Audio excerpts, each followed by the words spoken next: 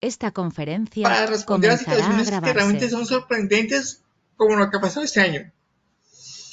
Dicho esto, vamos a iniciar entonces qué es un plan de contingencia.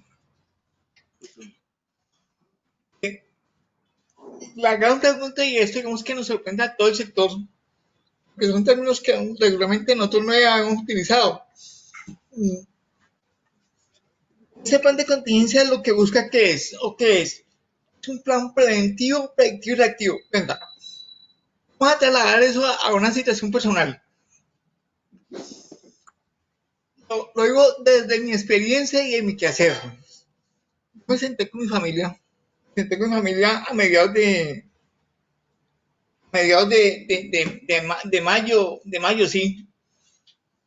Nos sentamos a decir, a mirar qué está pasando, qué puede pasar, qué haríamos nosotros en una situación extrema.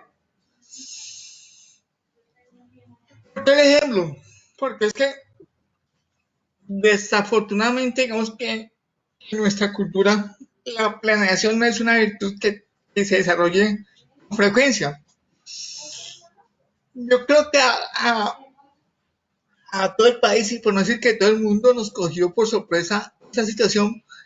Y si hablamos de Colombia, ninguno tenía en su cabecita pensado que vamos a estar, entre comillas, en cuarentena más de 90 días. En principio nos dijeron que hasta el 15 de mayo.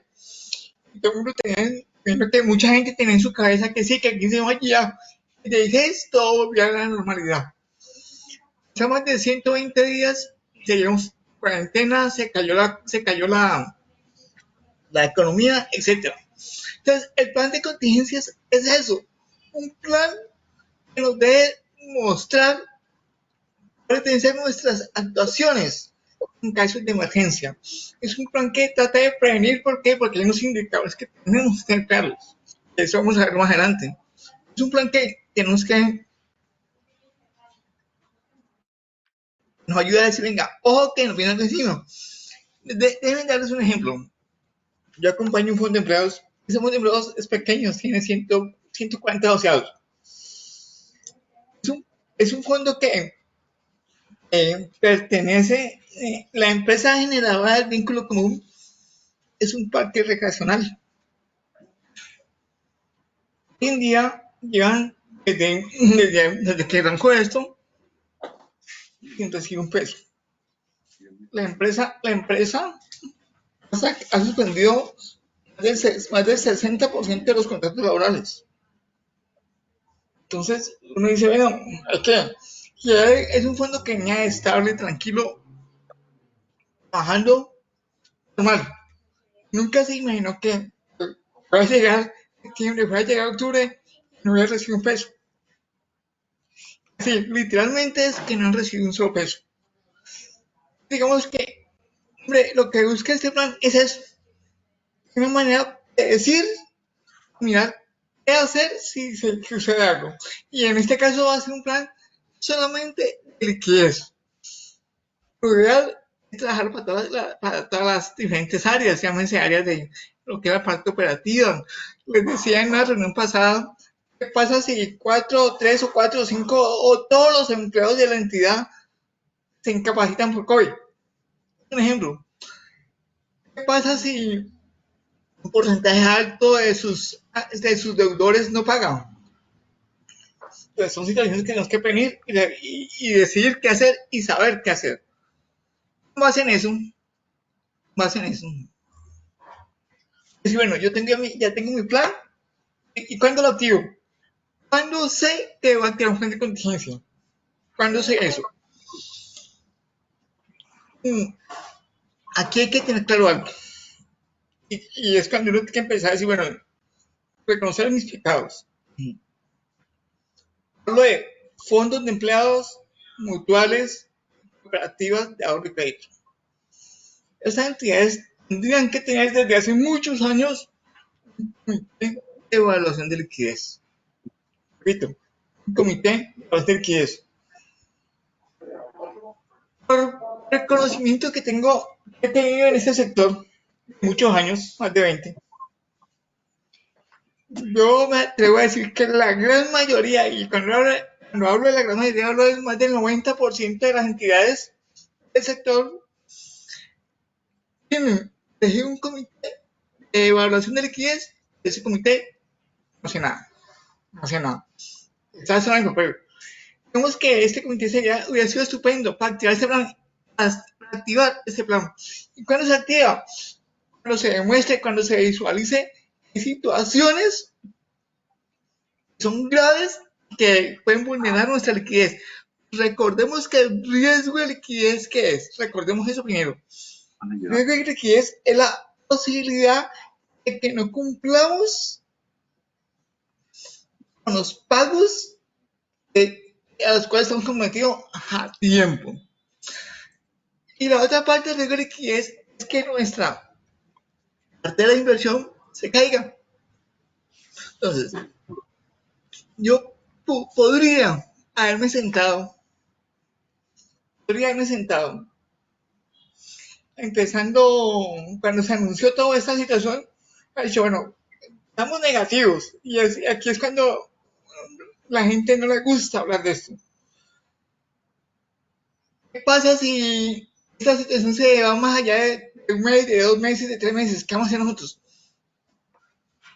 El solo hacer esa pregunta, ¿qué pasa si? Es una ayuda para decir, si eso pasa, tenemos este plan de contingencia. Entonces, si demostramos, si visualizamos, existen graves situaciones que van a vulnerar nuestra liquidez, inmediatamente se debe disparar la alarma. Están diciendo que me voy a meter con mejor sonido. Vamos a ver si consigo los audífonos.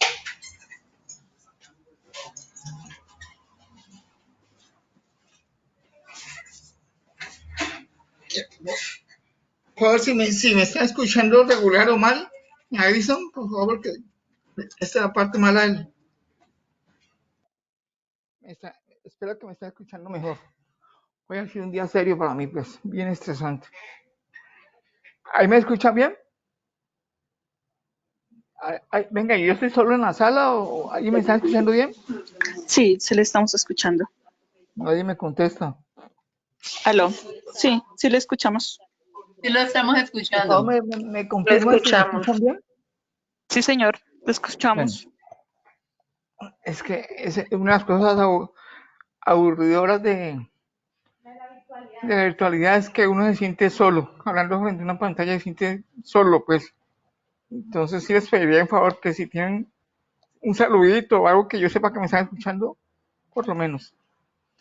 Te les está diciendo que el plan se activa de acuerdo a unas alertas que la entidad ha diseñado. Y que esas alertas están medidas de acuerdo a cada entidad. Eso vamos a ver más adelante. Hemos hablado y hemos dicho también crisis de liquidez.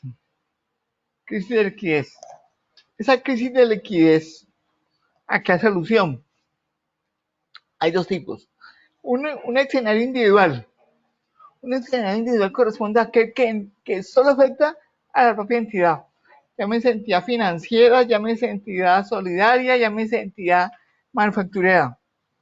Entonces, cuando eso ocurre, que solo es entidad, ¿y por qué puede ocurrir eso? Un ejemplo, es que la empresa que hace las deducciones no las hace. Ya no las puede hacer por lo que sea o no paga tiempo. Eso solo afecta a una sola entidad, entre comillas, al Fondo de Empleados o Cooperativa. Y el otro escenario, que puede ser una crisis de liquidez, es cuando es sistémica. Y eso vamos a profundizarlo más adelante. Cuando ya es un sector que está afectado, ejemplo, lo que pasó hace muchos años en Argentina, de pronto ustedes, algunos recordarán, con el famoso corralito, donde se cerró el sector financiero y solo se podía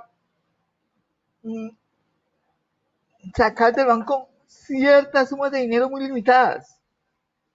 Entonces, eso me está afectando es no una entidad, sino todo un sector. Esos son algunos ejemplos de una crisis de liquidez. Los objetivos del plan de contingencia. Ahí, confirmo, ¿me están escuchando bien? Yo no Sí, sé, la verdad señor. qué pena con ustedes, pues Está perfecto. no estoy viendo, no estoy escuchando a nadie. Bueno, debe ser mi sonido de pronto. Les reitero, entonces, el primer objetivo es presentar las directrices y parámetros para el fin de gestionar escenarios adversos. ¿Qué significa eso? Miren, si nosotros no tenemos implementado los manuales, bueno, las políticas, mejor, las políticas, y tenemos los indicadores de riesgo de liquidez, el plan de contingencia no tiene sentido. Y ustedes sabrán entender por qué. Porque el plan de contingencia va amarrado a mis políticas y las mediciones de riesgo de liquidez que tengo yo. Por eso uno va de la mano a otro. ¿Sí? Entonces, el plan me marca directrices y parámetros. El segundo objetivo, el segundo objetivo son los lineamientos. O sea, ¿cuáles son los indicadores que yo debo tener que me señalan que es hora de entrar en emergencia? En emergencia. Entonces, si yo reconozco esos indicadores, es parte que debe ser clarito en el objetivo en el plan de contingencia. El tercer punto es proveer las herramientas efectivas de comunicación a nivel interno y partes relacionadas. Una de las problemáticas del sector solidario es la comunicación. Y la comunicación va en todos los sentidos, tanto a la parte de subalternos y asociados y hacia la parte directiva. Y yo tengo clarito cómo hacer el proceso de comunicación. Vea, un ejemplo de los que la gente que es del Valle del Cauca de pronto recordará lo que sucedió hace muchos años, ya hace muchos y ya hace bastantes años, con una cooperativa que se llamaba El Ingenio. El Ingenio. Esa cooperativa cerró sus puertas, pues de entre muchas causales, por no haber una efectiva comunicación. O sea, dada la situación que presentó, algunos gerentes de oficina cerraron sus puertas sin previo aviso y sin autorización de nadie, del puro susto de lo que se venía encima.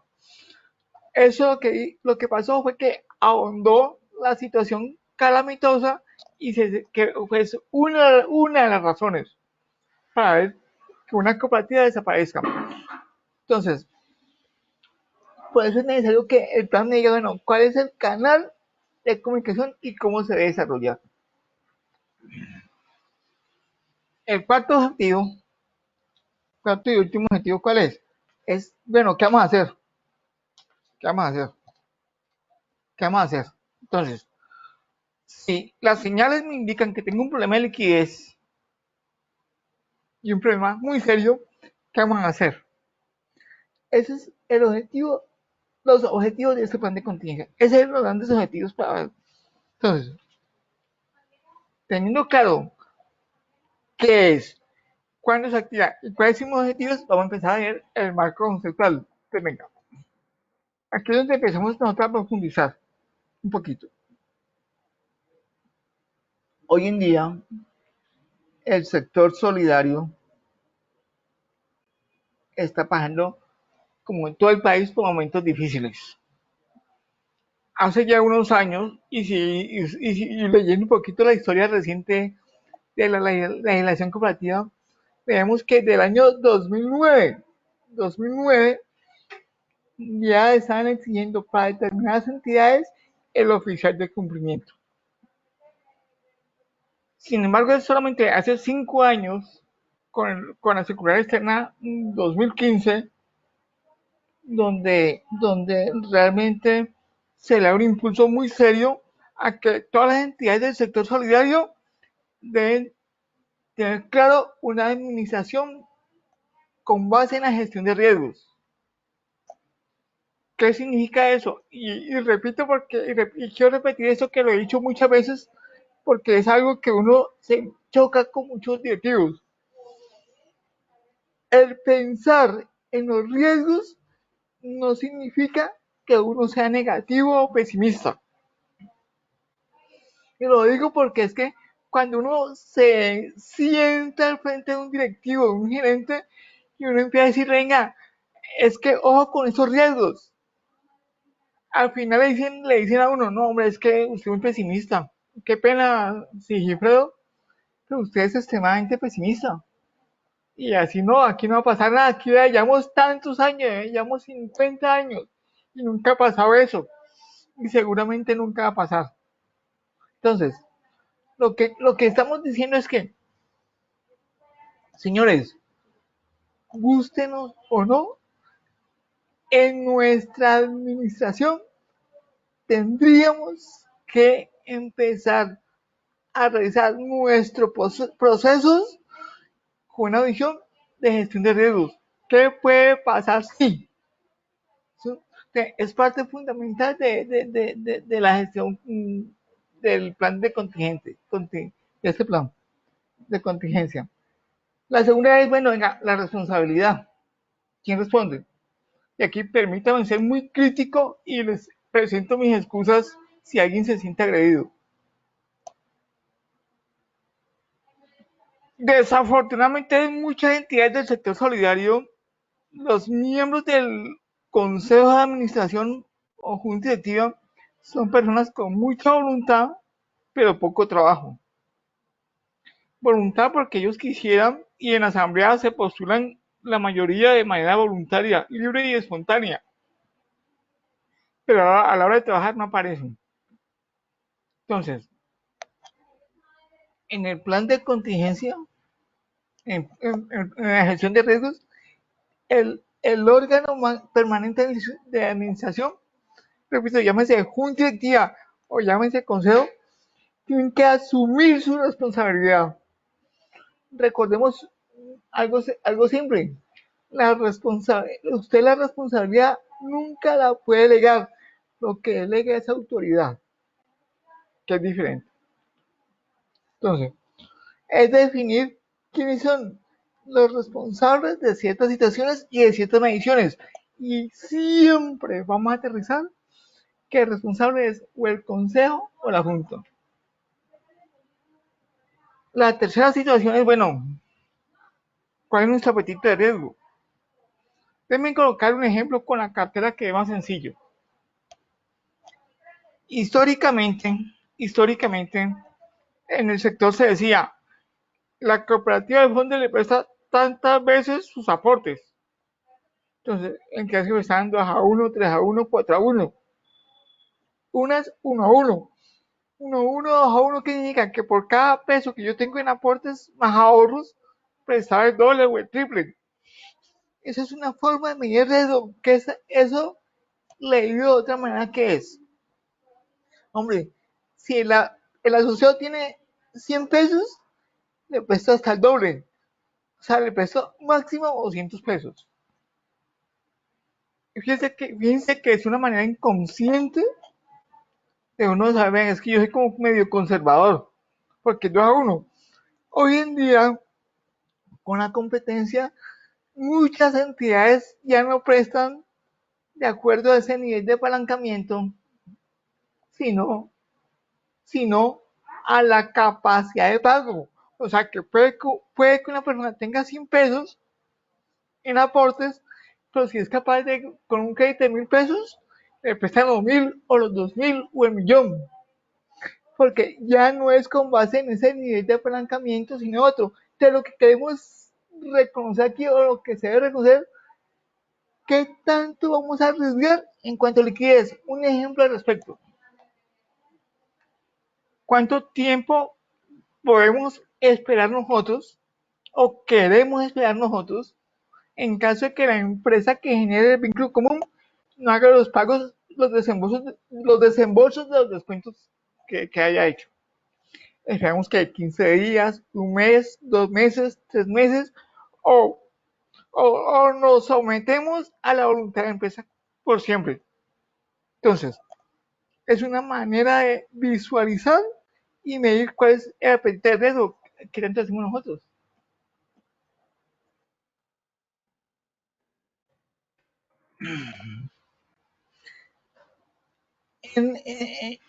Eso me conlleva a decir, bueno, mis variables cuáles son. Y con base en mis variables digo, ¿cuál es mi perfil de riesgo? ¿Sí? ¿Cuál es la naturaleza y tamaño y complejidad de la operación de la entidad? Vamos con ejemplos. Y tomo ejemplos de crédito que es más sencillo. Bueno, tomemos una de liquidez. ¿Cuál es el proceso para un desembolso? Entonces, hay entidades que el camino es muy largo para desembolsar 100 pesos. Como hay otras entidades que más se demoran en requerir los 100 pesos que en entregarlos. Un ejemplo más gráfico es que si hay que desembolsar un dinero, hay que pedirle permiso primero al gerente. Primero, el auxiliar tiene que hacer un documento. El contador tiene que aprobarlo. Tercero, el gerente tiene que aprobarlo. Cuarto, y sin exagerar, el revisor tiene que aprobarlo. Quinto, después de que esté aprobado todo eso, tenemos que montarlo y decirle a un consejero que lo autorice en la plataforma. Son ejemplos. Entonces, tenemos que reconocer cómo es mis procesos de todas las operaciones que la entidad hace. Es parte integral de la realización de un plan de acción. Preguntémonos si estamos reconociendo lo que sucede o cómo lo ven las entidades externas. Y aquí es importante conocer, por ejemplo, caso sencillo y muy útil. El caso de revisada fiscal. Muchas entidades, por no decir que la mayoría tienen revisión fiscal, pero también unos tantos de los revisores son solo de papel, no más, solo papel. ¿Por qué? Porque solamente van al mes a firmar la parte de retenciones o algo fiscal, a recibir el cheque y no más. Segundo ejemplo, no, nadie está controlando, por ejemplo, los casos de los informes a la Supersolidaria. Nadie revisa eso. Entonces, nadie está revisando qué está pasando a nivel exterior. No, yo creo que la mayoría de ustedes, bueno, asumo que la mayoría de ustedes están recibiendo de la Supersolidaria un boletín de unos estudios del entorno macroeconómicos. Hombre, digamos que son bien interesantes. Entonces, cuántos de nosotros, cuántos de nosotros estamos revisando esos boletines? Estamos leyendo esos boletines. ¿Cuántos de nosotros? Repito, ¿ahí me están escuchando, por favor? ¿Me avisan si están escuchando? Un segundito, por favor. Sí, señor. Sí, señor, se escucha perfecto. Estamos escuchando.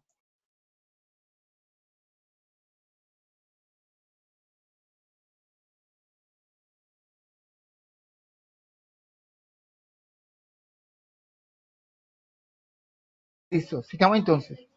Entonces le estaba diciendo que tendríamos que, ahí siguen viendo usted la presentación, ¿cierto? Supongo que sí. Bueno, sigamos aquí. Sí, señor. El quinto. La información de tendencias o macroprudencial. Situaciones que están ocurriendo. Hoy en día, a nivel macroeconómico, hay ciertos detalles que hay que tener mucho cuidado. Ejemplo, comportamiento del petróleo, comportamiento del dólar, comportamiento económico del país. en estos señores como empresa tenemos que estar muy ajustados a conocer qué puede suceder y qué está sucediendo. Entonces, es una invitación para que en la elaboración de este plan tengamos unas variables o conceptos de unas variables externas, muy externas. Ahora sí, que venga. Yo les había dicho cuando les hice la invitación de esta charla y me da pena con ustedes que esta charla debe ser mucho más corta que las anteriores. Antes de seguir, yo quiero reiterarles mis excusas a todos los clientes por los problemas técnicos que tuvimos hoy. De verdad que hoy había sido un día bien estresante para mí. Bueno, ¿qué contiene un plan de contingencia? Lo primero son unas políticas de gestión. ¿Cuáles son las políticas? Recordemos qué es una política. Política son los parámetros que nosotros acordamos internos, ¿cierto? Entonces, una política, ejemplo, una política puede ser que vamos a medir permanentemente, pero ojo, permanentemente tengo que darle tiempo. Entonces, yo voy a medir mensualmente, bimestralmente o trimestralmente o como ustedes deciden con base en indicadores financieros. Entonces, si yo estoy haciendo un plan de contingencia, si yo estoy en plan de contingencia,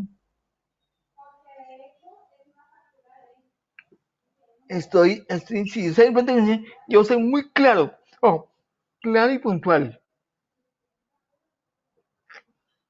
¿Cuáles son las políticas? Este es un ejemplo, es un ejemplo de muchos, y es un ejemplo muy puntual de este caso. ¿Cuál va a ser el nivel de disponible e inversiones que yo puedo tomar en 3 periodos consecutivos? La fórmula que aparece allí es una fórmula que está en la circular básica contable, en los indicadores al final del documento. Entonces, esa circular nos dice que hay una forma de medir el nivel de disponibilidad o el nivel de efectivo más inversiones. La política puede ser que si ese es un ejemplo, como le digo, que si ese nivel está en el umbral rojo por 3 periodos consecutivos, hombre, es una alerta para un plan de contingencia. ¿Sí? Entonces, eso es un ejemplo de la política que contiene un plan. Aquí yo quiero dejarles plantear una posibilidad. Y algo entre paréntesis. Eh, yo sé que la circular 06 dio, en el caso de entidades de tercer nivel de supervisión, dio hasta octubre para montar todo lo del riesgo de liquidez. Y una de las situaciones más complicadas de esto es la parte de reacción. Entonces, si la gente está interesada en un momento dado, podríamos colaborarle en presentarles, enviarles un modelo de plan de contingencia que va a contener todo esto, va a contener todo eso que estamos contando. Lo segundo es que un plan de contingencia, ¿cuál es? Las estrategias finales. Y eso lo explico con un ejemplo. Hay una discusión hoy en día si se debe aplicar o no la brecha acumulada. La discusión está porque la brecha acumulada en algunos sectores, digamos que está mandada a recoger y está entrando con activos líquidos netos, que es otra medición. Es otra medición. Entonces, lo que estamos viendo es, bueno, ¿qué tipo de estrategia vamos a manejar nosotros? O con activos líquidos netos o con brecha acumulada negativa. O sea, ¿para dónde vamos? ¿Qué vamos a tener en cuenta en esa estrategia? Queremos que nuestra brecha sea medirlo con nuestro riesgo con brecha acumulada. Venga, de pronto alguien dirá, ¿y este señor de qué está hablando, por Dios? ¿Qué es la brecha acumulada? Los que han hecho un cuadro de ejercicios que llama evaluación de liquidez. En ese cuadro le va a decir, venga, por favor, identifique una cantidad de activos o posiciones activas, para ser más exacto. Identifique unas posiciones pasivas y unas posiciones patrimoniales. Eso no es exactamente igual que el balance. De hecho, hay diferencias. Diferencia en cuanto a sumatoria. Entonces, la brecha ¿qué es? Es la diferencia del activo, de la posición activa, menos la posición pasiva, menos la posición patrimonial. Esa es la brecha. Es una diferencia que existe entre activo menos pasivo menos patrimonio. Pero ojo, posiciones. ¿Por qué no es igual que el balance? Y le explico un ejemplo de eso.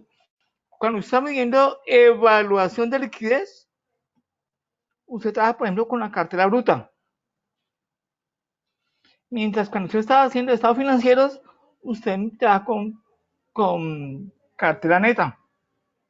Ya ahí hay una diferencia. Cuando usted está haciendo balance en general, pues, o estado de situación financiero, usted no mide, no incluye en él las cuentas de orden, ¿cierto? O las contingentes, pues. En cambio, cuando usted mide posición de activos, sí la suma. Fíjense que hay diferencia. Por eso no podemos decir que cuando yo mido la brecha de liquidez, me va a dar siempre cero, porque eso no es cierto. Entonces, la estrategia es decir, bueno, ¿cuál va a ser mi unidad y propósito de estrategia? Mejorar brechas, mejorar activo líquido neto. ¿Cuál es? Como le digo, este es un deseo. Ahí iniciaron y este plan, eso da muchas hojas. Lo voy a decir en términos como alguien me lo dijo. Venga, pero es que eso es un libro. No, la verdad es que el plan de contingencia, yo diría en términos sencillos que es un documento muy corto, muy cortico. Y si queremos darle el número de páginas, es un ejemplo. Puede estar entre 25, 30, 40 páginas, que me parece muy corto. Pero como le digo, es un ejemplo, depende de muchos factores. ¿Qué más que usted? Ojo, repito, yo hice mis políticas de riesgo, de liquidez. Trazo mis estrategias generales y luego sigo con las estrategias específicas.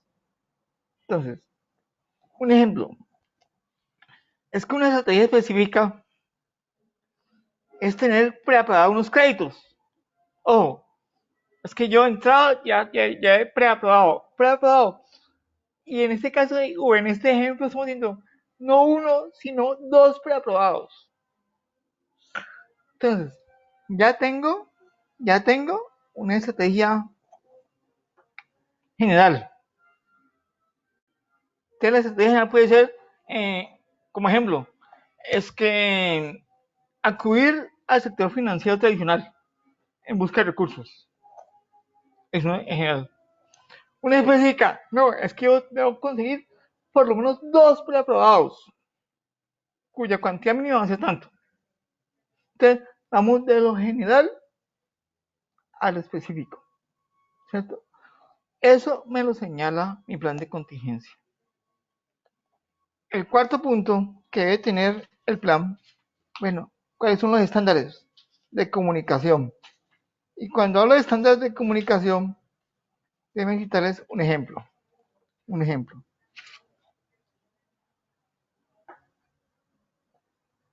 Cuando se usan los hechos, ¿quién da la cara? Da la cara el presidente del consejo o de la junta, da la cara el gerente, da la cara el oficial de cumplimiento.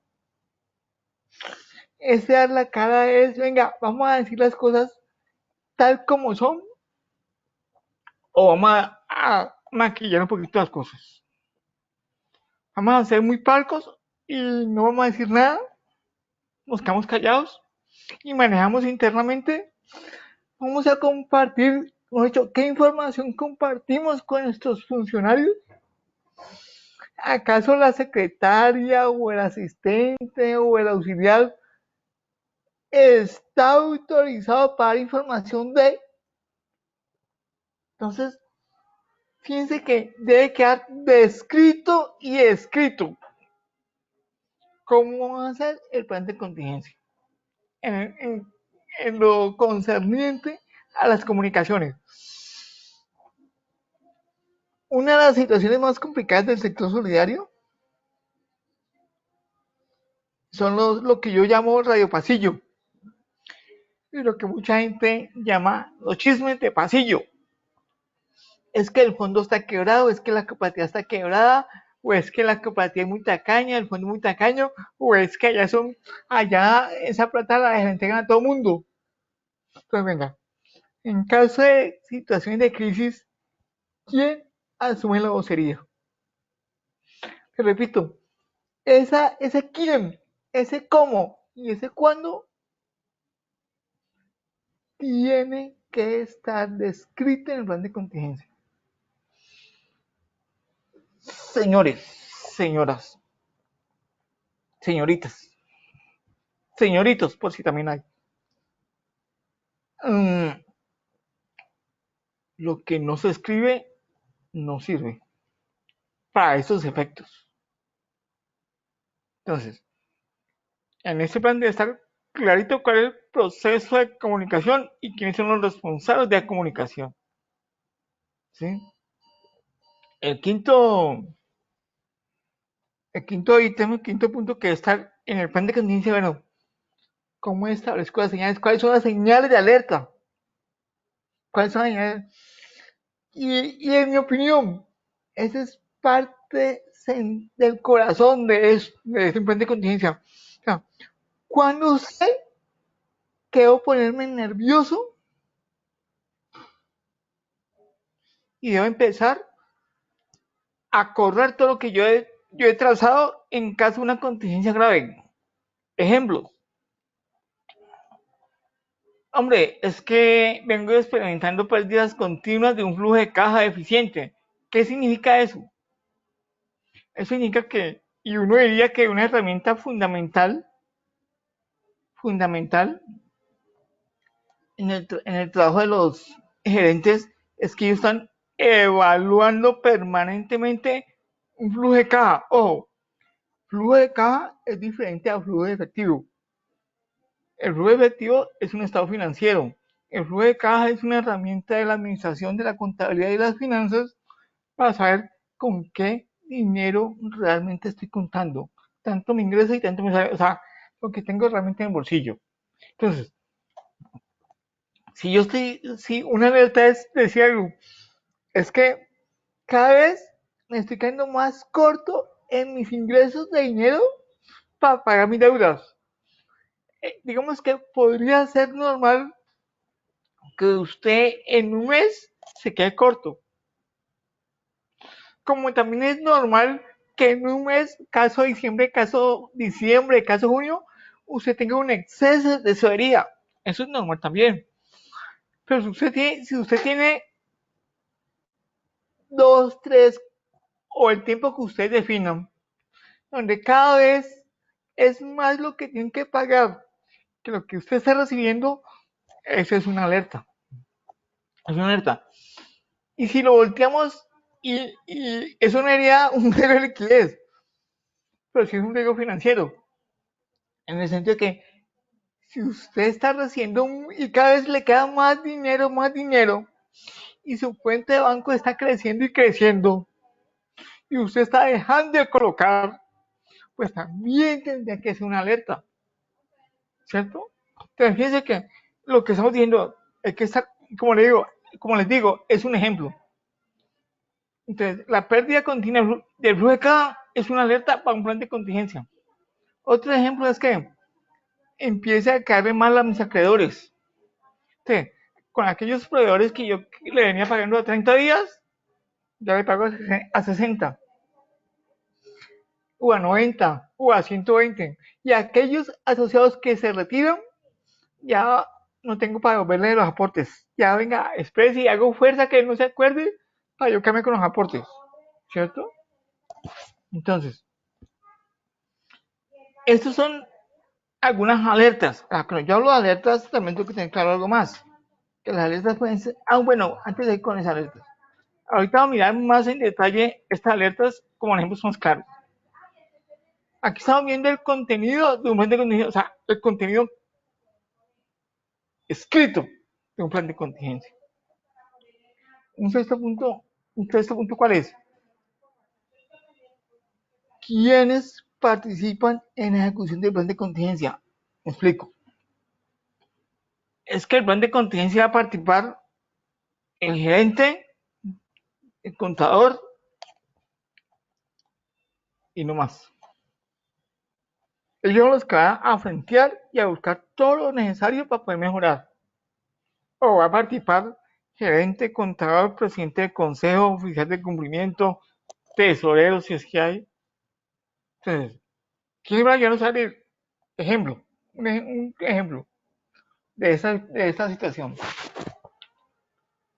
La empresa que hace los descuentos por nómina lleva 2 meses sin pagar los descuentos. 2 meses sin pagar los descuentos. Ni un peso. O sea, hace descuentos y no paga. Bueno, entonces, ¿quién va a enfrentar eso? ¿Quién se va a ir a sentar con la gerencia de esa empresa? ¿Va a ir el presidente del consejo? ¿Va a ir el gerente del fondo de la cooperativa? ¿O quién va a ir? ¿O quiénes van a ir? Entonces, Ajá, Brian, ¿cómo son estás? situaciones que tienen que estar determinadas, escritas en el plan de contingencia. ¿Cómo? No sé nada. Ajá. Entonces, el otro contenido del plan de contingencia, ¿cuál es? La constitución de un grupo de crisis. ¿Están bien? No, están bien. ¿Qué pegan ustedes? Entonces, Tengo una inquietud respecto al grupo de me crisis. están haciendo acá una pregunta que repita nuevamente la diferencia entre flujo de caja y flujo efectivo. Entonces, recordemos la diferencia. Un flujo efectivo es un estado financiero. Es un estado financiero que me muestra de dónde viene el dinero y en qué me gasté el dinero. Repito, de dónde viene el dinero y en qué me gasté el dinero que ingresó a la empresa. O sea, digamos que está trabajando sobre un histórico. El flujo de caja puede ser histórico o mirado hacia adelante, hacia futuro, porque el flujo de caja no es un estado financiero, es simplemente un documento, una herramienta que me dice, venga señor, usted recibió usted va a recibir su plata de esto y esto, y usted se lo va a gastar en esto y esto y esto. Entonces, como digo, mientras uno es un documento formal, cuando hablo del flujo efectivo, el flujo de caja es una herramienta de trabajo, básicamente. Espero que haya quedado clara la respuesta. Les estaba diciendo, el tercer punto que contiene un plan de contingencia es, bueno, ¿quién va a enfrentar la situación?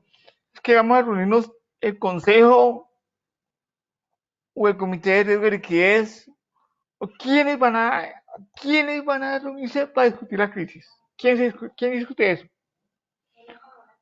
Uno diría que obviamente tiene que estar la gerencia metida. Eso sí hay que meterlo pues de cabeza, eso no puede escapar. Uno sugiere que en ese comité esté que sea también el comité de evaluación de liquidez. Uno supondría eso, ¿no? Uno podría también, dependiendo de qué variable es la que me llevó a la crisis, uno podría meter o a alguien de cartera, ¿sí? O alguien de cobranza, alguien de la parte administrativa, llámese contador, por ejemplo. O si es con respecto al oficial de cumplimiento, ¿por qué no? O sea, ya es cada entidad define con quién va a trabajar. Y el octavo punto, y esto es fundamental también, es detallar los procedimientos que se deben realizar. Venga, vamos a hacer un ejemplo más claro de todo el proceso. Un ejemplo.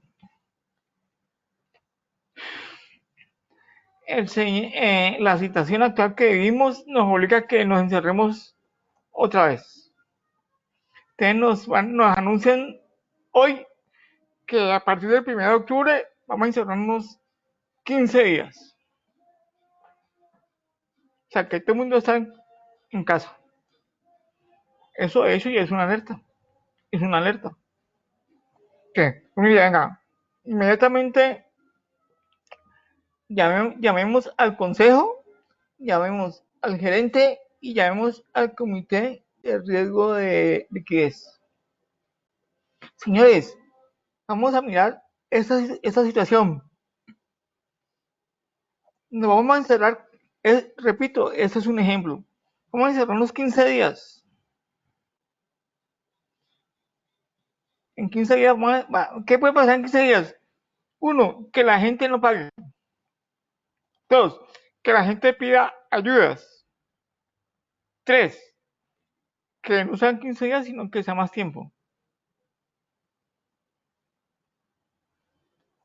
Hablemos de hacer variables nomás, para no exagerar.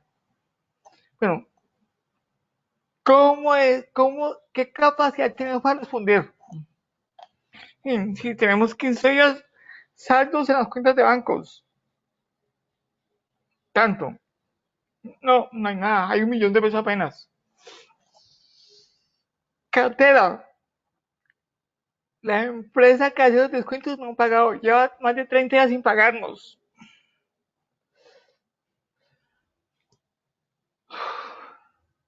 ¿Qué vamos a hacer? No hay plata en bancos, no hay cartera que recoger, la gente no va a pagar y la empresa no va a pagar, no va a desembolsar lo que descontó. Entonces, bueno, ¿qué vamos a hacer? Entonces, fíjense que ya vieron unos alertas de una situación bien complicada. Y la posibilidad de que no sean 15 días, sino que eso se extienda. ¿Qué vamos a hacer? Bueno, primera opción, sentémonos con la empresa a ver qué pasó.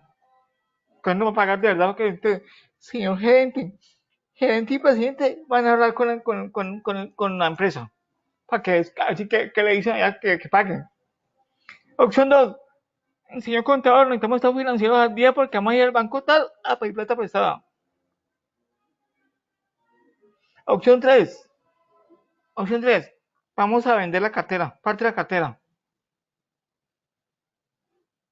Como digo, son físicos ejemplos nomás. Entonces, bueno, ya en el plan de contingencia detallamos qué hace y cómo se hace. Entonces, venga, para la gerencia, entonces que es una gran empresa que pedirle audiencia al Papa para poder hablar con el presidente de esa empresa. Entonces, bueno, ¿qué hay que hacer? Entonces, venga, señor gerente, usted encarga de hacer esto y esto y esto en tal tiempo. O usted, presidente.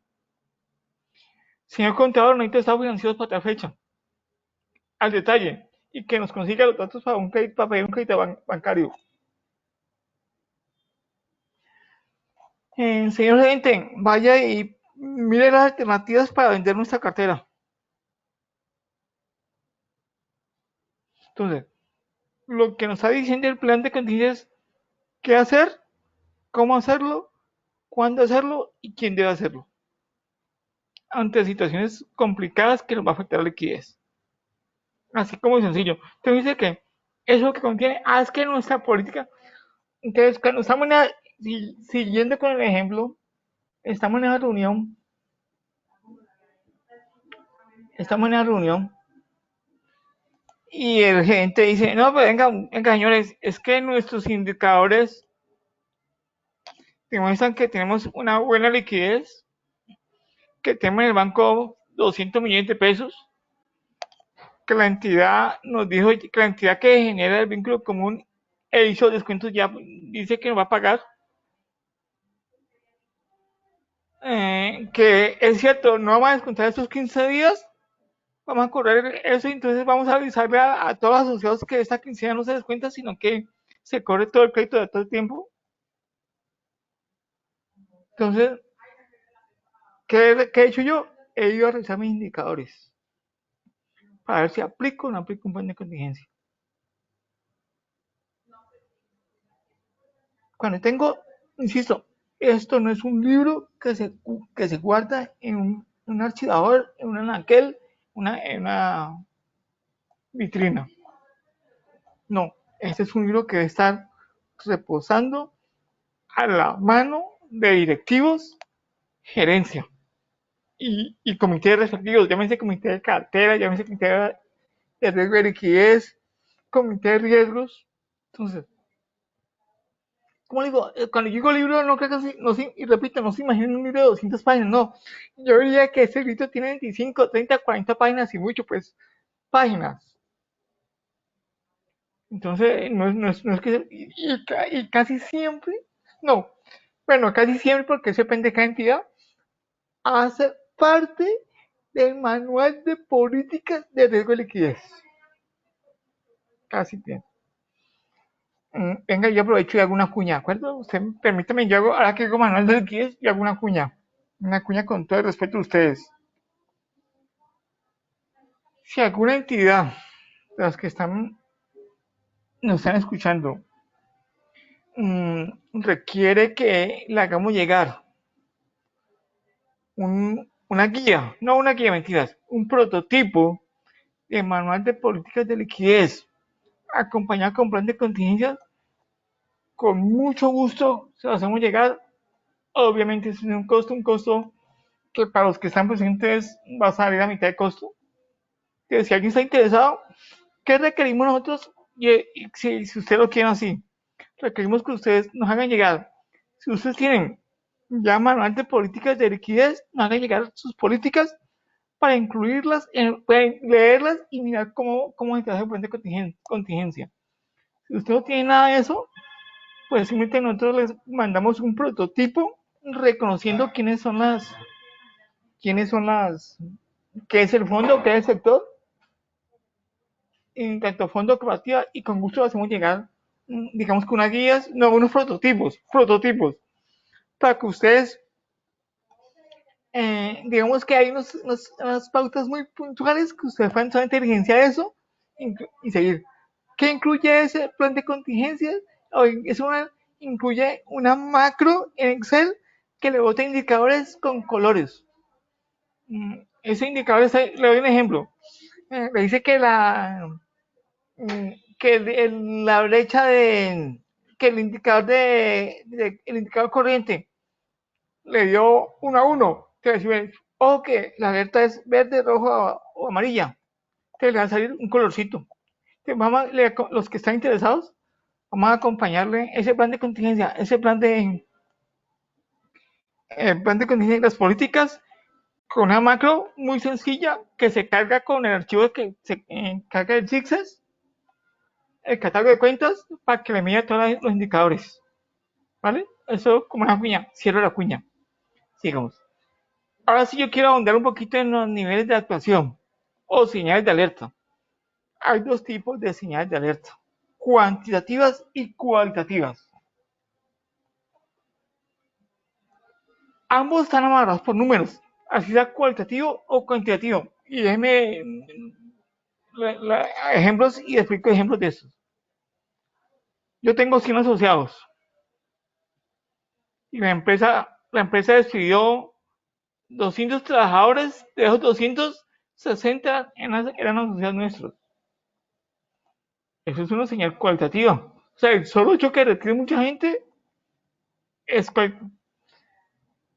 cuando esa señal se vuelve cuantitativa.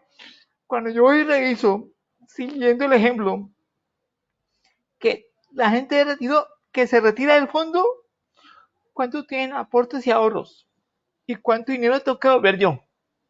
Te dice que yo me doy cuenta que, porque puede ser que se retiren 60, pero 60 eran recién llegaditos, el proyecto se cerró y los acaba todos, y la verdad es que no me hacen un gran hueco en la parte de liquidez, porque tenemos un poquito de aportes, por ejemplo.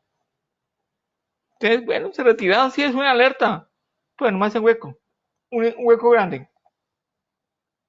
Pero si se retiran 5, 6, y ahorita que los 5 o 6 se me están llevando una parte muy importante de mi capital social. Entonces fíjense que es cualitativo porque se retira mucha gente.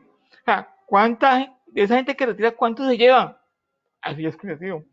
Un ejemplo, una señal cuantitativa. Los ingresos han bajado. Es que, y valga el ejemplo, la gente no está prestando.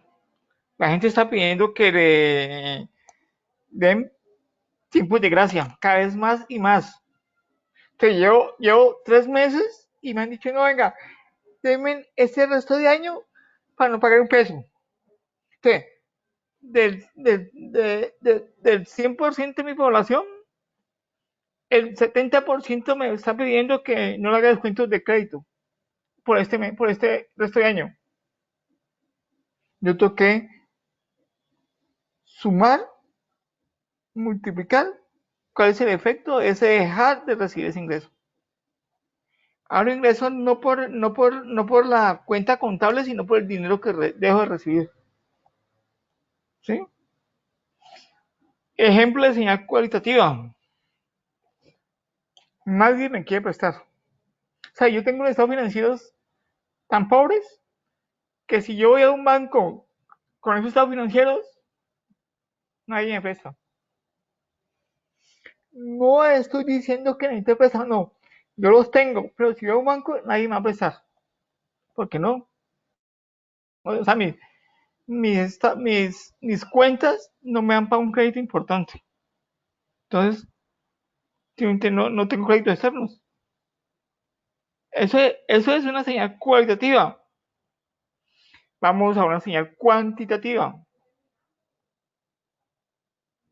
Yo supongo que todos ustedes mes a mes, en la reunión de consejo, ustedes revisan los indicadores financieros.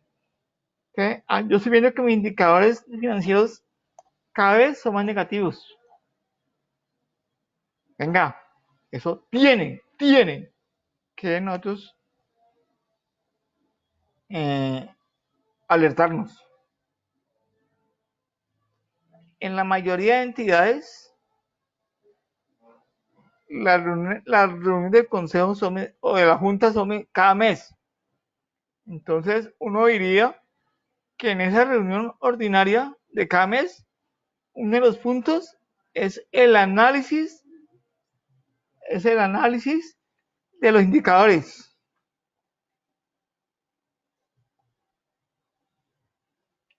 Entonces, uno diría, venga señores, venga, como ya hemos leído, porque y sigo con ejemplo, para entrar a la reunión ya nos hicieron llegar los estados financieros y los indicadores, que lo que nosotros estamos discutiendo es, venga señor, porque ese indicador, ejemplo, indicador de rentabilidad de aportes sobre aportes sociales, o el indicador de eficiencia operacional, o el indicador de apalancamiento financiero. Porque eso está bajando. ¿Qué está afectando esos indicadores? Eso son señales de alerta.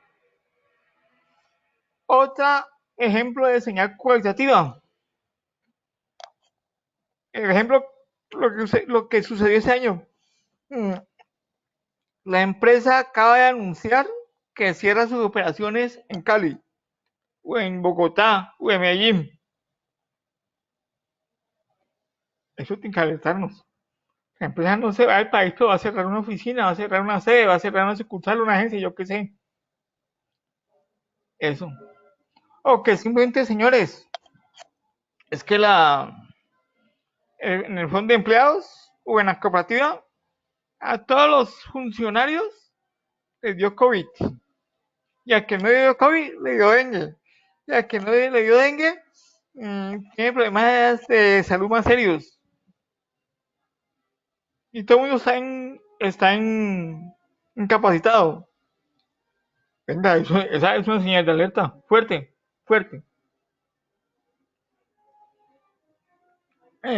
Señal cuantitativa. Activo líquido netos. Recordemos que es un activo líquido neto. es la sumatoria de lo que tengo en la caja, lo que tengo en banco, lo que tengo en inversiones, que yo puedo convertir rápidamente en dinero. Y hago eso porque en inversiones usted puede tener, o mucha gente tiene inversiones en Confecop, inversiones en Analfe.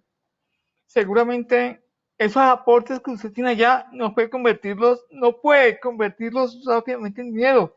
Eso ya se demora un poquito más. Pero que usted puede convertir rápidamente en dinero. Y usted ve que ese activo líquido es negativo, por Dios, negativo que es, comparado con lo que debe pagar ya, no alcanza. Eso hay que medirlo, eso es medible. Ejemplo cuantitativo, cualitativo. Ya usted se ganó la fama de que usted lo paga. La fama me la paga. Ay, sí, qué pena. O siente la falta de seriedad suya. Que no venga, eso son señales cualitativas. La última, brecha de liquidez acumulada negativa.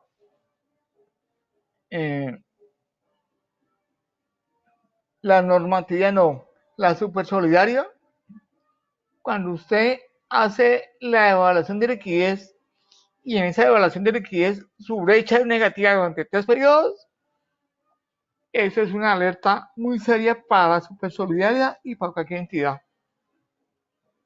Entonces, lo que le estamos diciendo es que si usted tiene la brecha acumulada, ¿qué es? Recordemos este ejemplo, este caso. Hemos dicho que la brecha de liquidez es la diferencia que hay entre posiciones activo menos posiciones pasivo menos posiciones patrimonio. Hemos dicho que no es lo mismo posición activo que el activo. No es lo mismo. Cuando usted saca esa diferencia y la negativa, y si en 3 periodos consecutivos usted va sumando esa brecha y es negativa, esa es una señal de alerta. Venga lo gráfico más despacio. A ver, usted tenía 100 pesos en posiciones activas, tenía 80 pesos en posiciones pasivas y tenía 25 pesos en posición de patrimonio. Su brecha es negativa, le da menos 5. 100 menos 80 menos 25 da menos 5. Eso sucedió en agosto, en julio. Cuando usted hizo la de agosto, usted le dio menos 10. Usted hizo el mismo ejercicio y le dio menos 10. O sea que usted tenía menos 5 y ahorita le dio menos 10. O sea que su brecha acumulada ya va en menos 15. Y cuando usted hizo la de septiembre, le dio menos 7. Que la brecha acumulada es menos 5, menos 10 y menos 7.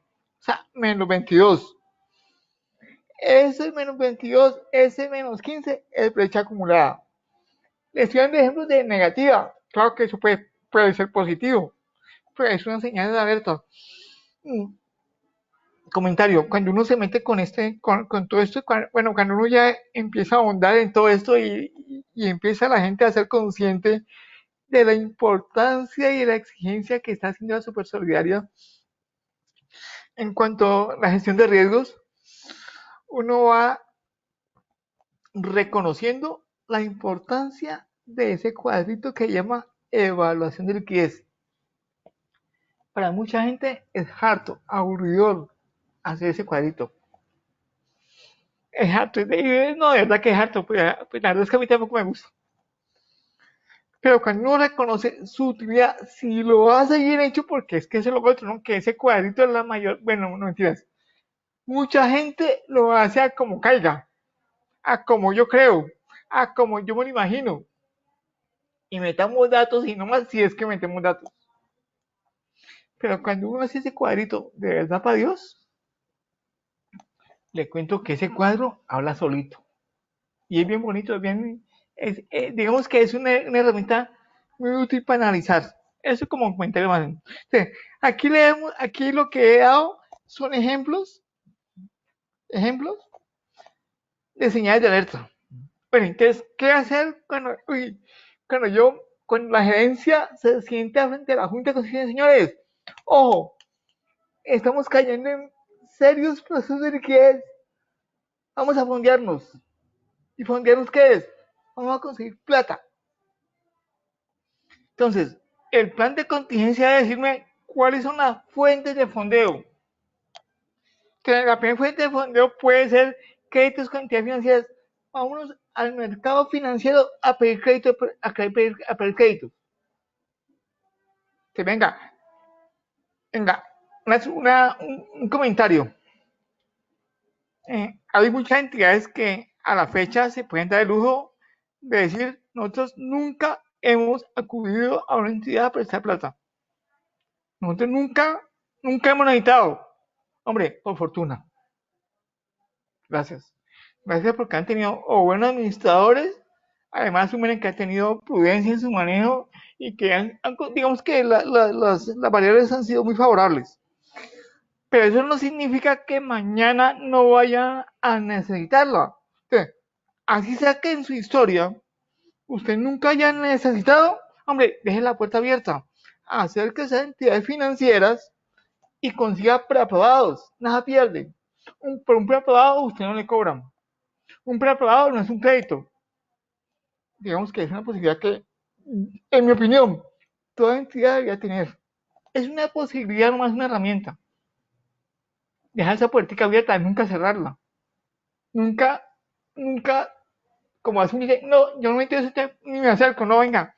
Como empresa debería acercarse a dejar la puerta, tocar la puerta y a ver qué pasa. Porque por eso no cobran. 2. Las entidades que tienen sección de ahorro tienen fondo de liquidez.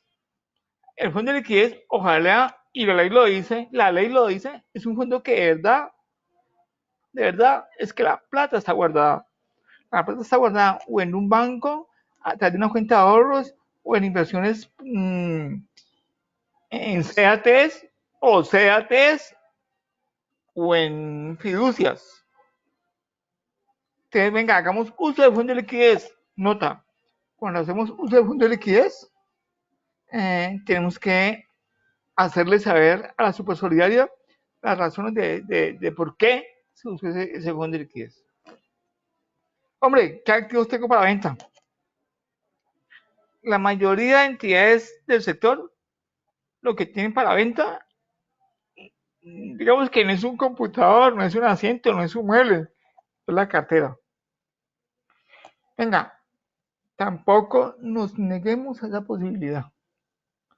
El hecho que yo abra la puerta, vaya a ir a ver cómo es el cuento, vaya a ver cómo se vende la cartera, no significa que esté vendiendo cartera, no, yo necesito igual.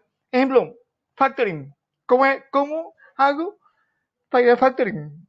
¿Cómo hago yo? ¿Qué debo tener en cuenta para vender la cartera? ¿Cuánto puede costar esta cartera? El averiguar no significa que voy a hacerlo. No significa eso. No significa. Es gente, venga, yo necesito conocer. Repito, es que el plan de contingencia se da por algo extremo. Y para situaciones extremas, soluciones extremas. Entonces, por eso la venta de activos es una posibilidad. Y son ejemplos. Esos 4 son ejemplos. La otra posibilidad es, bueno, señores, convoquemos a una asamblea extraordinaria para solicitar que la misma apruebe aportes sociales extraordinarios. Hombre, tampoco o sea, digamos que es una posibilidad real y tampoco la descartemos por derecha. No, venga, estudiemos visualicemos cuál es la capacidad de nuestros asociados, capacidad económica de los asociados. Porque, ¿qué gano yo con necesitar plata? ¿Qué gano yo con convocar a asamblea? Cuando yo sé que mis asociados no tienen la capacidad económica para hacer un aporte extraordinario. ¿Qué hago yo con eso? No hago nada. Pierdo mi tiempo y gasto unos recursos que necesito. Por eso yo saber si uno se va a una asamblea para solicitar que se hagan aportes sociales, uno por lo menos ha evaluado la posibilidad real de que la aprueben esa situación. Porque, déjenme colocar un ejemplo. Yo tengo, y les colocaba al principio el ejemplo de este fondo de empleados del parque recreacional. Yo necesito plata, entonces yo convoco a asamblea para pedirle a los asociados que cada uno aporte 100.000 pesos de forma extraordinaria. Hombre, no es lógico. Si yo sé que el 70% de los trabajadores que son asociados al fondo tienen el contrato de trabajo suspendido. Si yo sé que al otro 20% le están pagando menos de su salario porque no hay cómo pagarle más. Y solamente un 10% está bajo condiciones normales. ¿Para qué me gasto haciendo una asamblea para pedir aportes sociales? Nadie me va a aprobar eso. Como digo, son ejemplos nomás. O sea, es eso. Yo aquí quiero comentarles algo porque es que uno tiene que evaluar y hacer y determinar situaciones que pueden pasar. Uno no puede irse, no debe irse a una asamblea a ciegas. Uno tiene que ver, y llámese la que se llame, llámese asamblea ordinaria, asamblea extraordinaria, la que usted quiera. Uno tiene que ir con unos objetivos y visualizando sucesos. ¿Qué puede pasar? ¿Qué puede pasar? Lo siguiente que quiero exponerle es, bueno, hay dos escenarios fundamentales que en el plan de contingencia tienen que operar. El primer escenario, y lo dijimos al principio de la charla, es la crisis institucional. Esa crisis institucional hace alusión a que es una crisis propia de la entidad. Pero esa crisis propia de la entidad no significa que sea solamente por culpa de ella. ¿A qué me refiero? Y lo voy a explicar con un ejemplo. Una cosa es que, repito, es un ejemplo. En una cooperativa se presenta un retiro masivo de asociados porque el asociado está muy descontento con la administración. Entonces, como están tan descontentos, deciden en forma masiva retirarse porque no les gusta el gerente, porque los tratan mal, porque el servicio es pésimo, porque los consejeros no colaboran, no hacen su trabajo. Entonces, venga. O porque, otro ejemplo, es que la entidad dejó de pagar impuestos o le llegó una sanción grandísima que hay que pagarla a una entidad. Hombre, esa situación sí depende de la entidad. Que venga el problema de ella solita se metió en eso. Pero otra cosa, y va el segundo ejemplo, es que la empresa que hace los descuentos se está acabando. Se encogió. Entonces va a despedir a muchos trabajadores. Y muchos de los trabajadores son asociados al fondo o a la cooperativa. Venga, eso no depende del fondo, pero la crisis le va a llegar. Y digamos que entre comillas no tiene que ver nada que ver el fondo con la empresa que cierra. Entonces, esa crisis lo que hace más alusión es que es ella solita se va a ver inmersa en una situación, ya sea por culpa de ella o por culpa de un tercero. Y la otra situación, y como decía, son ejemplos de crisis institucional, donde yo quiero destacar dos, que le decía primero que desde el ejemplo, retiro de depósitos o aportes no esperados, masivos, o la gente no paga a tiempo. No paga tiempo. Entonces, no paga tiempo por múltiples razones, porque las despidieron, porque la empresa cerrada, porque le rebajaron el sueldo, yo qué sé. Eso hace que hay una crisis de la entidad, no del sector. Y no por el sector, sino por la empresa. Y la otra crisis es la sistémica. La sistémica sí corresponde cuando se ven afectadas muchas entidades. Ahí sí la cosa ya no es. Entonces, la sistémica. Ejemplos de una situación. Lo que pasó con la pandemia. Venga, es que el hecho que las empresas cerraran, llámese cooperativa, llámese fondo, llámese mutual, no fue culpa de ellas. No, es que hubo una crisis a nivel mundial que hizo que el gobierno tomara ciertas decisiones que mandó a todo el mundo para la casa.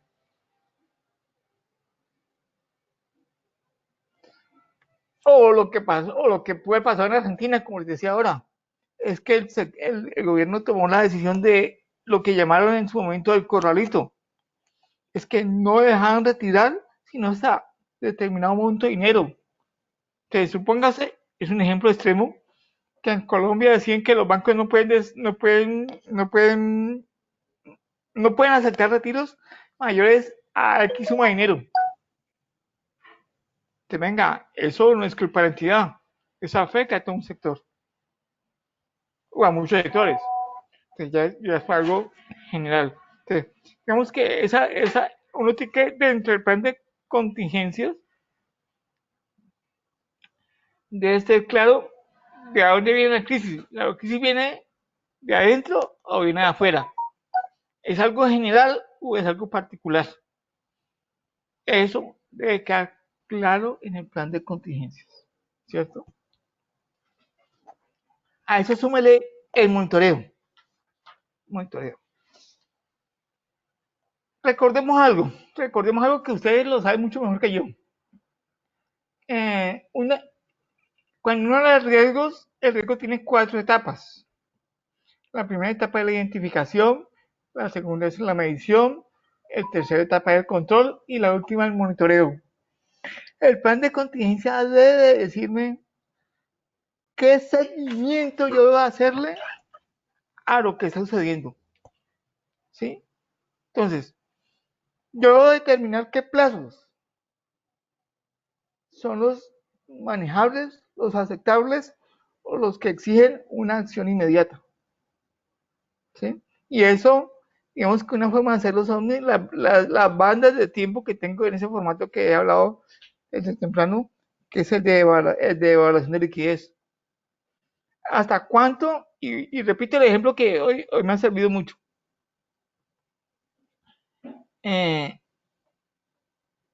¿Cuánto tiempo puedo esperar? ¿Puedo esperar? Sin que la empresa me pase los descuentos que ya haya hecho. ¿Hasta cuánto? ¿Puedo esperar un mes? O yo puedo seguir trabajando con la empresa, con el fondo y hago un arreglo con la empresa para que ya me vaya pasando de a poquito en la medida que yo necesite. O sea, es reconocer los plazos, los tiempos. Que yo debo seguir, bueno, esto puedo aguantarlo tanto tiempo. O sea, es identificar los horizontes de tiempo. ¿Cierto? Lo segundo que debo hacer es identificar las fuentes de financiación. O sea,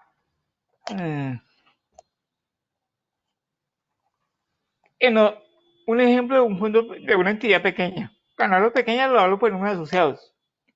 Una entidad de 70 asociados, 80 asociados, 100 asociados. Y se me retiran 5 asociados. Pero esos 5 asociados son los que más tienen dinero en los aportes sociales. O en ahorros. O en ambos. ¿Sí? Entonces, ¿cuál es la concentración que yo permito o que yo identifico que es significativa para nosotros? Recordemos algo que es normativa o que es legal, que una exigencia. Recuerden que a ningún asociado se le podría prestar más del 10% del patrimonio técnico. Pero si tiene garantías admisibles, a ningún asociado se le podría prestar más del 15% de patrimonio técnico. O sea que el límite está en el 10 o el 15%. Como también dice, y lo estoy hablando del decreto 344, a ningún asociado ningún asociado puede tener ahorros que superen más del 10% del patrimonio técnico. Paréntesis. Una cosa es patrimonio contable y otra cosa es patrimonio técnico. ¿Sí? En estos días hacemos la charlita de patrimonio técnico, con seguridad que sí. Porque eso cambió toda la metodología. Entonces, lo que estamos diciendo es, bueno, para nosotros y para la contraparte, para nosotros, ¿qué se considera como una concentración significativa? ¿Cierto? Recuerdo ahora que algunas cartas de la Supersolidaria, ellos destacan, por ejemplo, que la Supersolidaria requiere a las entidades, ellos destacan y le mandan a uno, venga, explíqueme, sopórteme, etcétera. ¿Usted cómo está manejando si el 10% de sus ahorros o el 10% de su cartera está colocado en tantas personas? Entonces, vea, o le llaman la atención a uno y dice, vea, el 20% de su cartera está colocado en 10 personas. O el 20%, el 20%, el 30%, el 50% de sus ahorros está colocado en 20 personas y usted un 100. Te le piden explicaciones y le piden manejo de política de eso. Eso hay que estar monitoreando, revisando. El tercer punto, bueno, ¿con qué activos tengo libres restricciones? Acuerde que el fondo de liquidez tiene restricción. Entonces, digamos, uno tiene que identificar cuáles son aquellas líneas que tienen restricción y cuáles no. ¿Sí? Que yo puedo salir tranquilamente a ofrecerlas. Un ejemplo de la vida real.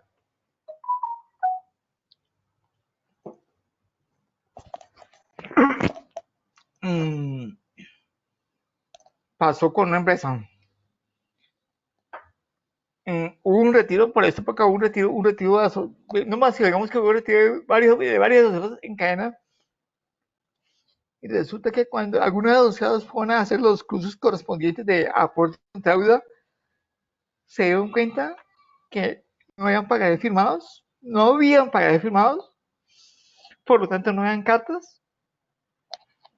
La libranza había una sola libranza para varios créditos. O sea, encontraron que habían situaciones que habían sido mal manejadas desde el principio. Entonces uno dice, ¿qué restricción hay? ¿Qué pasó en el proceso? Entonces, lo que estamos viendo es que aquí estamos monitoreando, bueno, recuerdo este caso de una entidad que tenía embargadas las cuentas. ¿Por qué? No sé, pero están embargadas. Bueno, no me quisieron decir. Entonces, el embargo es una restricción, ¿cierto? Entonces, hay que estar monitoreando, revisando qué está libre de restricción. ¿Por qué? Porque con eso salgo corriendo a negociarlo. Herramientas del mercado real, ejemplo, variables macroeconómicas. O sea, venga, señores asociados, directivos, funcionarios. Hoy en día, como directivo, como alto funcionario de cualquier fondo, de cualquier cooperativa, tenemos que estar realizando las páginas económicas, la información económica de Colombia, de la región y del mundo. ¿Cierto? Mire, algo que yo sigo como sorprendido, como hay fondos y cooperativas que siguen engordando la cuenta de ahorros porque tienen exceso de liquidez y no se han tomado la tarea de revisar cuánto le está pagando el banco de rendimientos financieros por engordar esa cuenta de ahorros y no se han tomado el trabajo de ir a averiguar dónde puedo invertir, donde me paguen mejor. Entonces, está revisando cómo está el sector financiero. tanto a nivel de colocación como captación. Así, y es monitoreo simple.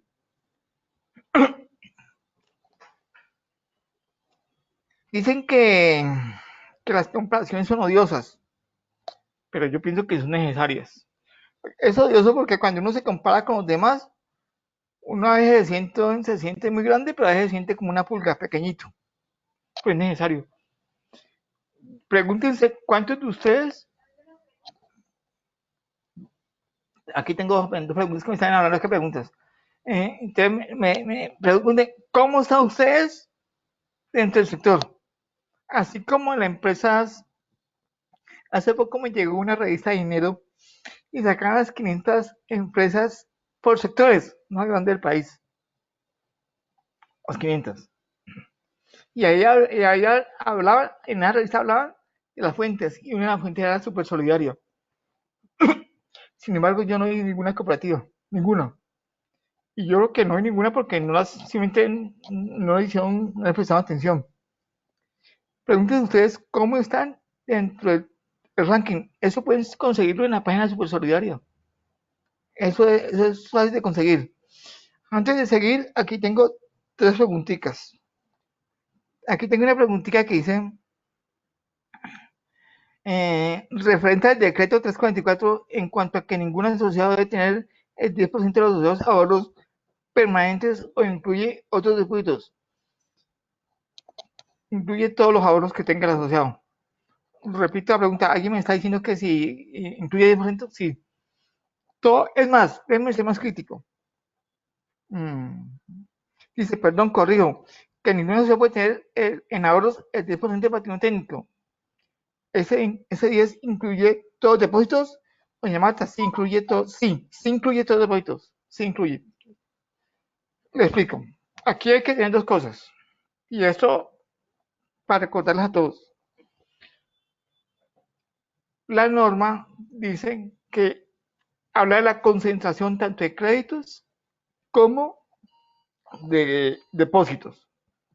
En el caso de los depósitos, ningún asociado puede tener más del 10% del total de patrimonio, sumado todos los tipos de depósitos que tenga, llámese ahorro permanente, contractual, a término o a la vista. En contraahorro. En la parte de crédito hay algo más serio, de más cuidado. Cuando se dice que ningún asociado puede tener créditos superiores al 10% o al 15%, depende de la garantía del patrimonio técnico,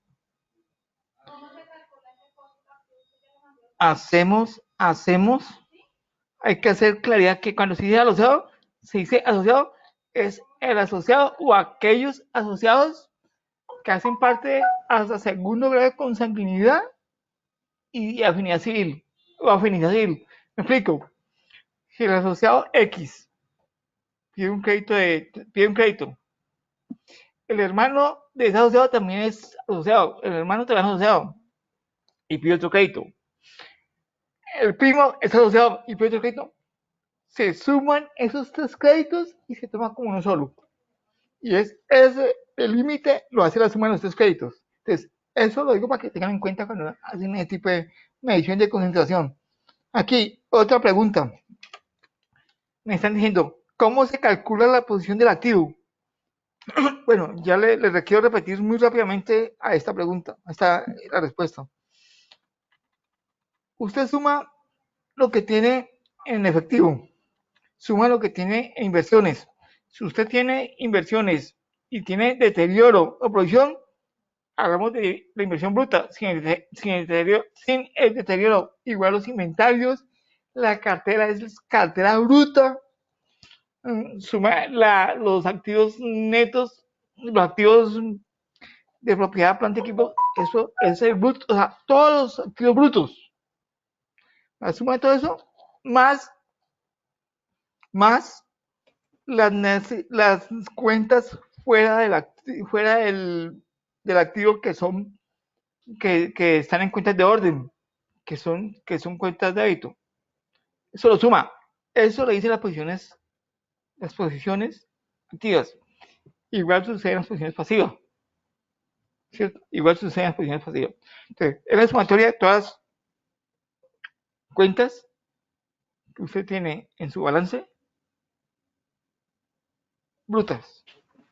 O sea, cuando hablo de brutas, no es que no estudien, no, es que siente a la cartera sin súmenle los deterioros o provisiones.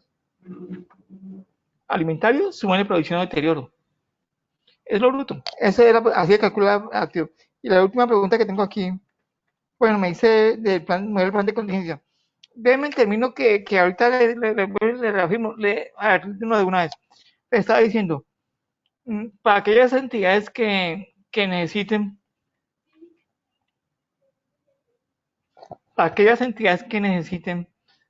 que les colaboremos con el plan de contingencia y el plan de política si necesitan de liquidez, con mucho gusto les podemos hacer llegar, les ofrecemos la posibilidad de entregarles a ustedes un manual de políticas de liquidez, incluye el plan de contingencia. Para eso necesitamos dos cosas. Si eso es el plan de contingencia, necesitamos las políticas de liquidez que tengan ustedes. Si ustedes no tienen nada de eso, porque no han empezado, nosotros les hacemos llegar un prototipo de esos manuales. Esos manuales van acompañados con una macro en Excel que le mide indicadores financieros tomados del catálogo de cuentas de la Supersolidaria, de los que ustedes mandan a Supersolidaria. Todo con colorcitos, bien bonito, le veo bonito. Entonces le mandamos eso obviamente tiene un costo. Digamos que reconociendo como el sector solidario, reconociendo cada uno, le mandamos específicamente resaltado en la parte donde ustedes deben incluir lo suyo, lo personal, la entidad. Claro, usted puede modificar lo que usted quiera, digamos que resaltamos las partes claves para que ustedes modifiquen, agreguen, quiten de esa guía. Eso con respecto a nosotros, eso tiene un costo, obviamente. Quienes están interesados en eso, nos escriben por interno al correo y les garantizo que es muy económica. Eso les digo, eso no les cuesta más de 150,000 pesos. 150,000 pesos. Es muy económico. Es muy económico. Entonces, eso para responder a esta pregunta que me estaban haciendo por acá. Sigamos. Bueno, ya acabé, ya no acabarse. Entonces, venga, antes de terminar, porque sí quiero antes de terminar, quiero hacer un resumen de lo que hemos dicho hasta ahora. Para decir muchas gracias hasta ahora a todos. Uno, el plan de contingencias es un plan que no solamente a nivel empresarial, sino a nivel de familia y esto retomo como empecé. Y esto me mete en la cocina acá a ustedes sin permiso, pero les presento mis excusas. Sienten hablar con su familia, qué hacer en casos extremos. Ejemplo, y lo digo como ejemplo personal. Yo me senté con mi familia y dije, si en Cali, en mi ciudad llega a temblar, el punto de encuentro va a ser este. O sea, donde nos coja, todos tenemos que hacer el esfuerzo de llegar a tal punto. Si pasa una catástrofe natural. Si pasa algo de tipo salud, la reacción va a ser esta, aquella. O sea, cada uno hicimos un ejercicio de qué hacer en caso de emergencia. Eso se lo digo a título personal.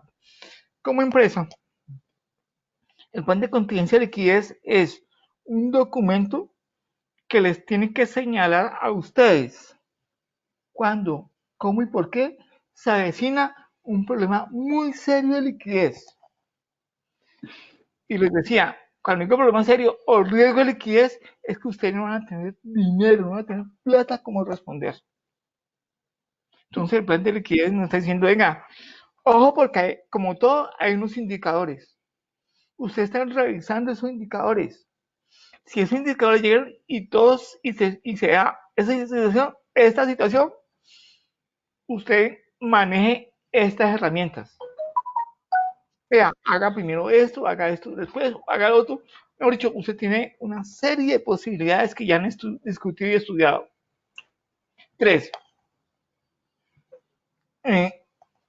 Eso está incluido en lo que ustedes deben manejar necesariamente como las políticas del riesgo de liquidez. Valga otra cuña, dentro de muy poco tiempo ya sacamos con una empresa, una alianza que hemos hecho, la herramienta tecnológica para medir el riesgo de liquidez. Automáticamente usted mete unos datos y eso lo dispara todo el cuadrito de evaluación de liquidez. yo que ya en 15 días ya salió, ya sale. Entonces hemos dicho que lo que hay que estar es monitoreando. 3, 4. Este documento no es un documento muy grande. Yo le decía que yo calculo entre 25, 20, 25, 30 páginas. Un documento para que lo conozcan los funcionarios, directivos, los comités respectivos.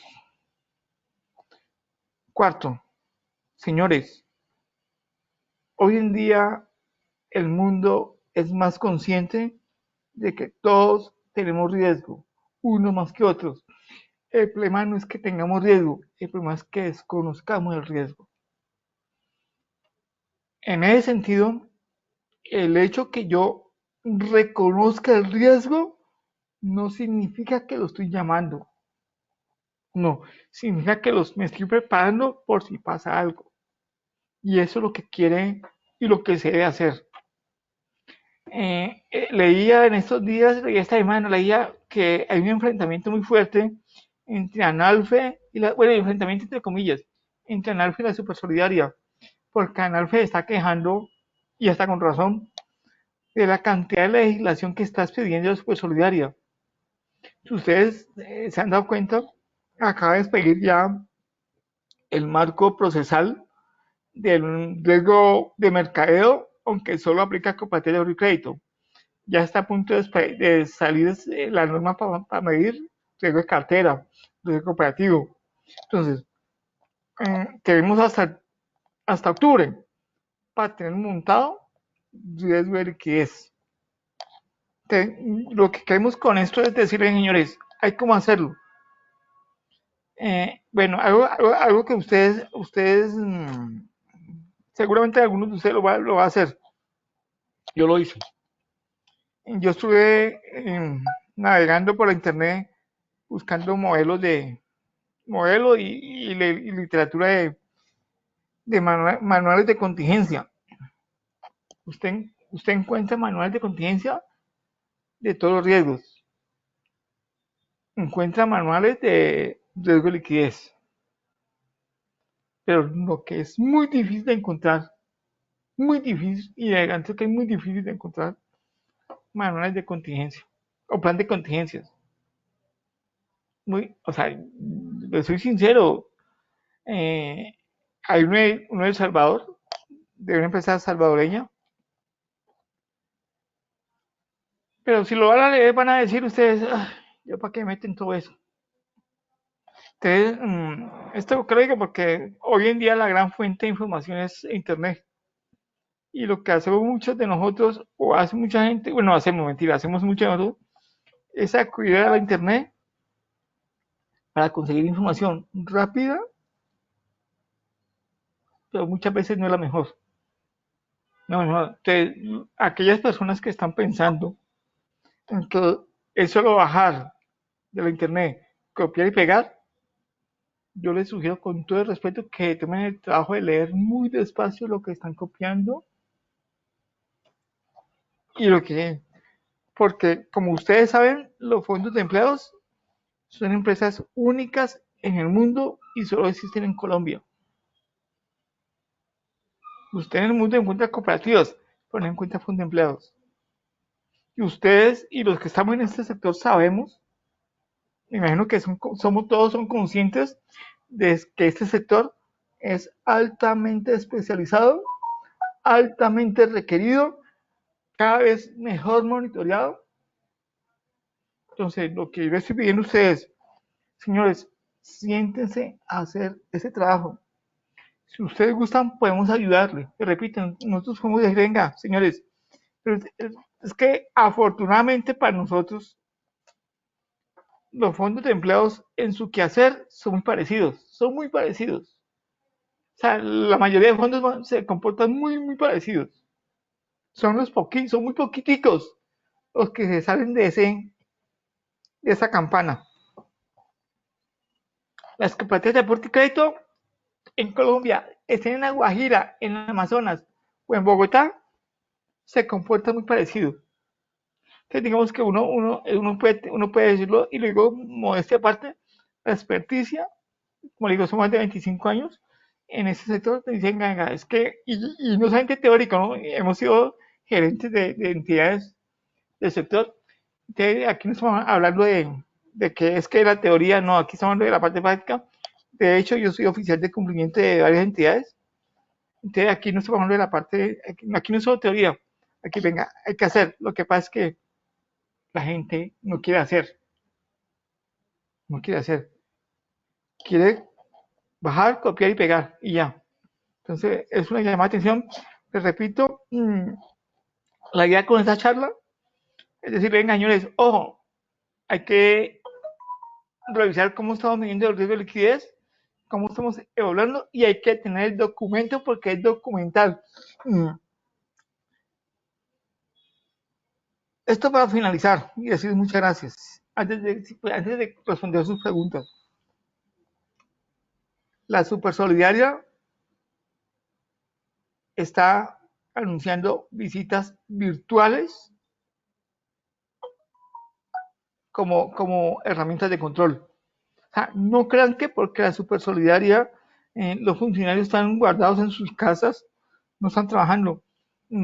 Sabemos de primera mano que la Super les manda un correo, un requerimiento y le dice a la entidad, mándeme estos documentos y el día tal, a partir de tal fecha,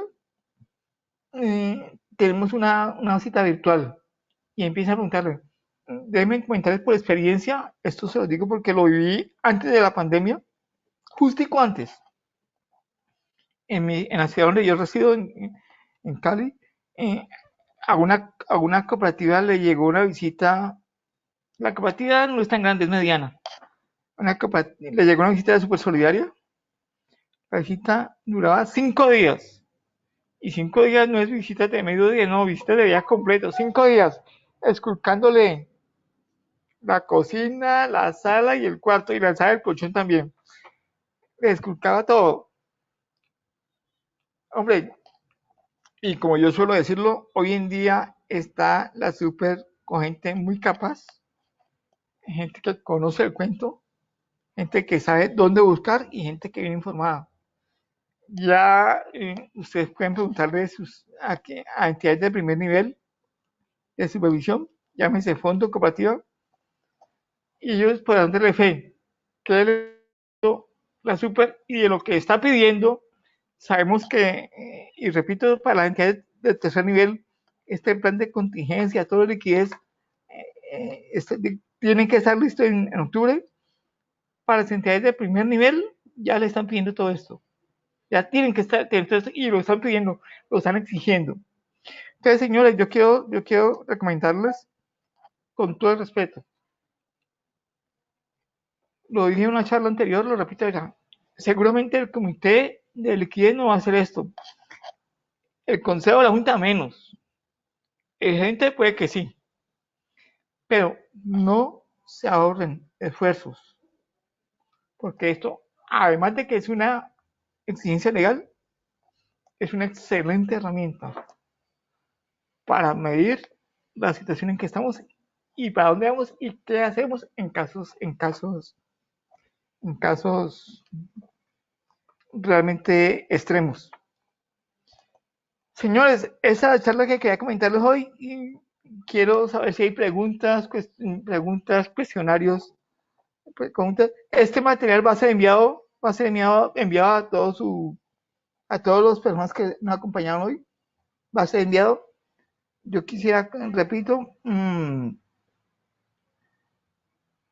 saber comentar de ustedes, qué les pareció. Aquí tengo un chat de atención, viendo chat, preguntas, no tengo sonido, la verdad no puedo escucharlos, no sé qué me pasó, les reitero mis excusas, hoy día fue un día grave empezando esto, entonces, si alguien tiene preguntas, por favor, le agradecería que nos comentaran o nos escribieran. Estoy buscando preguntas, no. Bueno, acá tengo una que dice, ¿en qué momento se declaró la cooperativa en quiebra? hay un indicador financiero, bueno, que le responde eso. Ese indicador de crisis, voy a decirle cómo ese indicador, cuál es el indicador. Ese indicador es el siguiente. Ese indicador es el siguiente. Deme un segundo, ya lo busco y le digo cuál es el indicador. Pero amén de eso, ese indicador se llama disminución patrimonial. Y, ojo, le hablo y respondo a la pregunta, ¿en qué momento se queda una crisis? Cuando el patrimonio lo divide entre capital social y le da menos de 0.5. Repito, cuando le da menos de 0.5, técnicamente está quebrada, está para intervenir. A eso súmale otras variables, obviamente el monto, la incapacidad de cubrir sus deudas. O sea, hay una cantidad de variables y no es una sola variable, es un indicador que pide la super, pero no es el único, no es la única. Otra pregunta que encuentro por aquí. Bueno,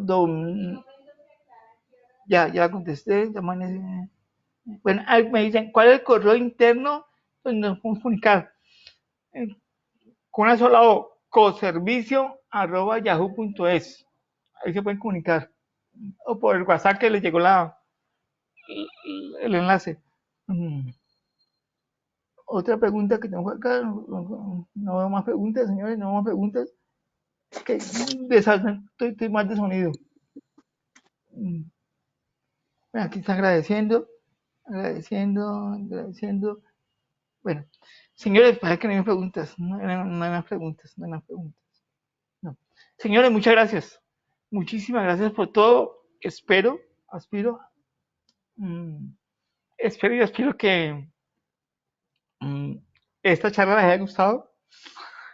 Les anuncio 2 charlas más. Vamos a dar una charlita gratuita como le gusta a la gente, una charla sobre... bueno, acá doña Victoria me pregunta, si usted se refiere al riesgo de liquidez, ¿usted por qué menciona al oficial de cumplimiento? Para usted, doña Victoria, y para los demás, es que uno aprovecha la figura de oficial de cumplimiento porque es una figura de una persona que tiene conocimiento. Acuérdate que el oficial debe tener capacitación en gestión de riesgos. Uno aprovecha eso. Es simple, no es obligación de él participar, pero uno como cooperativa de fondos sí hay que meterlo ahí porque él debe saber el cuento. Entonces, por eso, por nada más, por eso más aprovecharlo de él. Les estaba diciendo 2 charlas que se vienen muy rapidito vienen 2 charlas. Una vamos a hablar sobre la actualización del SARLAB en la parte procedimental, más que echarles un taller, va a ser muy rápida también. Y otra charla que es obligatoria para todos ustedes, también gratis, es que ustedes, perdonen lo que suena, tienen que actualizar política de contables. Una charlita de 1 horita de políticas contables. Es para los contadores. Señores, de mi parte, muchas gracias. Vamos a hacer llegar la grabación, sí, señor. Beto, hacemos llegar la grabación, con mucho gusto. Muchas gracias, señores, por la charla, por su atención. Espero que les haya gustado. Y hasta una próxima, seguramente entre 15 días nos escuchamos otra vez. Gracias a ti, gracias. Antes de irnos, doña Fernanda, vamos a hablar de recibo fiscal. Sí, y una charla también oficial de cumplimiento. Y nivel ay, se me olvidó, el de la diligencia, sobre eso. Muchas gracias a todos. Señores, Muchas hasta gracias, luego. Gifredo. Un abrazo y un saludo. Feliz Bendiciones. fin de semana. Muchísimas gracias. Muy aceptable su charla.